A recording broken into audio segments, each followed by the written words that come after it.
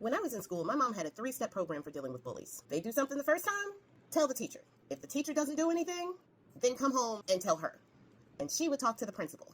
If talking to the principal didn't do anything and the bully kept bullying, and I'd done everything that I could do and nothing worked, confront that bully and give them what they're asking for. That was the 3-step program, and it worked every single time. Unfortunately, I would always have to go to step 3.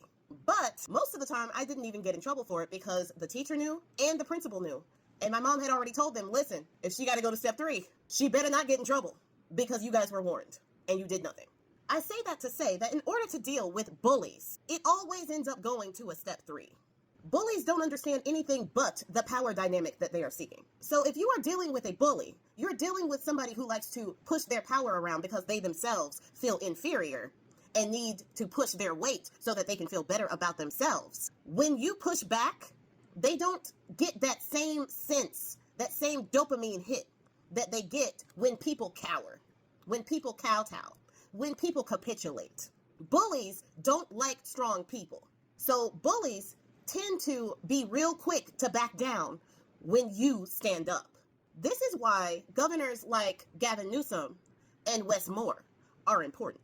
Now, Wes Moore has become one of the newest targets for Bone Spurs. Now, this case is a little interesting, and it kind of goes to what I'm showing about bullies. Bone Spurs has been targeting blue-run cities since he's been in office. He attacked Chicago with ICE on day 1. The day before his inauguration, he was already getting ICE agents in place to attack Chicago. Then he attacks LA, sending ICE, National Guards, and our own Marines in there against their own people. Now he's in DC, occupying that district just because he can.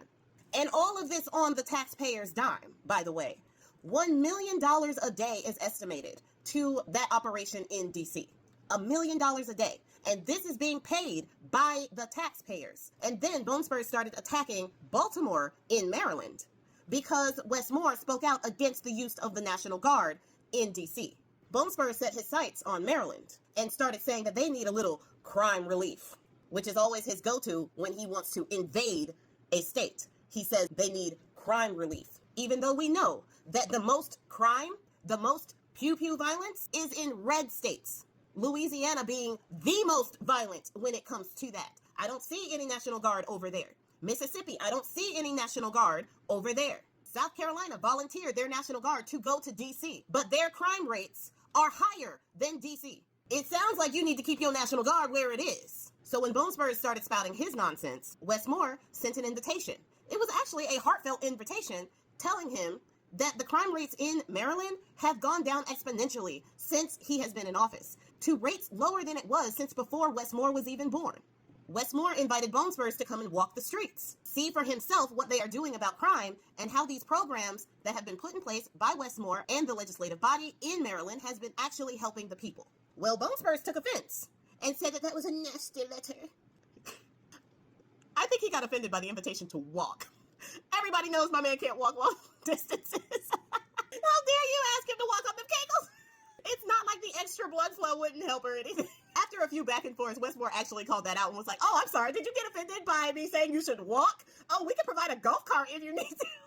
Now, Bone Spurs had the nerve in this exchange. There was a whole exchange. I'm sure you guys have heard about it by now. But there was a whole exchange on social media with Wes Moore and Bone Spurs going at it. And during such time, Bone Spurs had the nerve to question the Bronze Star that Wes Moore got for serving in the military. And then Wes Moore brought up Bone Spurs, and how he used them to dodge the draft 3-4 times. So then Bone Spurs gets mad at that and it's like, well, that bridge, I gave you the money for the bridge, and I'm going to rethink whether or not I'm going to keep giving you that money. First of all, money spent. Second of all, it was Joe Biden that gave the money. So Wes Moore is not worried about Bone Spurs taking away a bridge because his little ego got hurt in the process of this exchange. Now, like I said, Louisiana, Missouri, Arkansas, Alabama, Mississippi, and South Carolina all have crime rates higher than Maryland's. And there are no National Guard or crime prevention going on over there. So we all know that this is not about crime. We know that this is just about Bone Spurs trying to destabilize blue cities, blue states, blue governors, blue mayors, and most of these people are people of color. So he is trying to solidify the dehumanization of people of color. So let's be very clear about that. When he is talking about crime and how crime is rampant, he needs to be looking at his own people because they are the most violent demographic in the world. There is one thing that Westmore said that I absolutely love. If you are not willing to be part of the solution, you need to keep our name out of your mouth. And one reason why I bring up standing up to your bullies is because Bone Spurs got a little quiet about sending the National Guard into Maryland. He's focusing on Chicago now. I think perhaps the Illinois governor or the mayor of Chicago need to start taking a page out of this playbook and challenge him where he is. All of the Democrats need to start doing that.